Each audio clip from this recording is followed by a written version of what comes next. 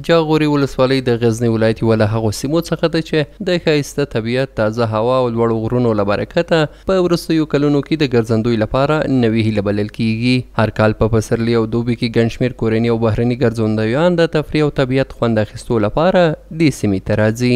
خو دوی ټینګار کوي چې د ځینو لومړنیو اسانتیاوو نشتوالی لکه معیاري سړک او نورو اسانتیاوو نشتون د دې سبب شوی چې د دې سیمې د ګرځندوی پوره ظرفیت نشي کارېدلی. فعلا امروز آمدیم در اینجا سنگماشه مرکز ولسوالی جاغوری برای تفریح آمدیم. در یک مکان بسیار سرسبز و خوب هستیم و از دولت می‌خواهیم که تقاضا داریم که در اینجا یک توجهی داشته باشند که یک امکانات را در اینجا فراهم بسازند که برای راحتی مردم و برای اینکه مردم بیاید در اینجا تفریح داشته باشند. نظر به جایی که ما شنیدیم واقعا آمادیم ارزش خود را داشته، یک جایی که هم آب داره هم تجمد اینجا زیاد است، دیگه یک مکان تفریحیه دیگه. خلاصه ما از آمدن خوب اینجا لذت بردیم و دیگه خواستیم ما از حکومت که همین جاهای تفریحی را یک توجه خاصی داشته باشه. همراه اولادا و خانواده آمدیم برای تفریح در ولسوالی جاغوری و برای ساحات باستانی و دیدنی و جاذبه های ولسوالی جاغوری بازدید به عمل بریم.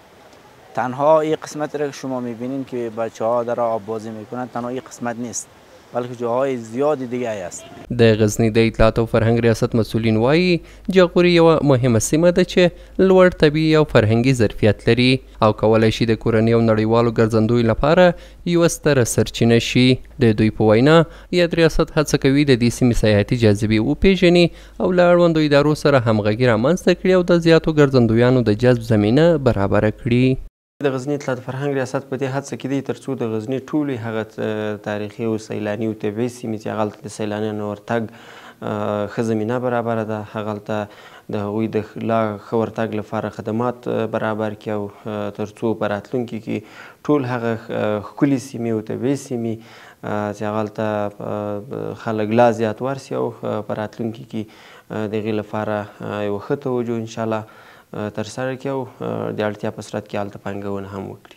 د اطلاعات او فرهنګ ریاست مسؤلین وایي یوازې سږ کال شاوخوا 250 بهرني ګرځندویان او سلګونه زره کورني سیلانیان له بېلابېلو سیمو څخه جاغوري ته ورغلي دي.